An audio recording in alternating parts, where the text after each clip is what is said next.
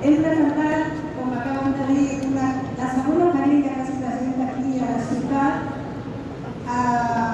contra la brigada político-social d'aquí de Via Laietana. Esperem i volem que la jutge que s'encarregui d'aquesta querella l'accepti i s'agafi a les lleis internacionals que són les que condemnen els delictes de lesa humanitat, perquè ells ho van fer aquí a la brigada político-social, no només amb nosaltres, sinó amb moltíssimes persones anònimes que ens agradaria també que poguessin parlar com estem fent amb el jornal actualment. Volem que la Via Laietana sigui un lloc de memòria, perquè nosaltres ja som la darrera generació que podem explicar què és el que ens va passar i després, quan nosaltres desapareixem, qui ho explicarà a les noves generacions. Per això necessitem aquest lloc,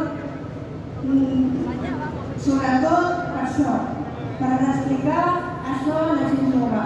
El meu germà i jo anem a escoles i parlem amb la gent jove i veiem que no saben res de la història del que va ser el franquisme, el feixisme, i això és molt perillós per ells, per aquestes generacions. Han de saber quin comportament té el feixisme amb la població i a l'hora de votar saber a qui han de votar. Quan parlen els polítics han de saber quin missatge estan donant a la població i saber triar. Més que res per això.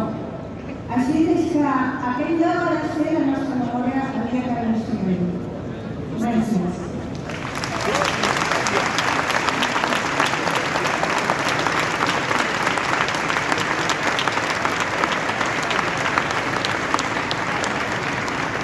També vull posar a l'escenari a la Pilar Rebaque.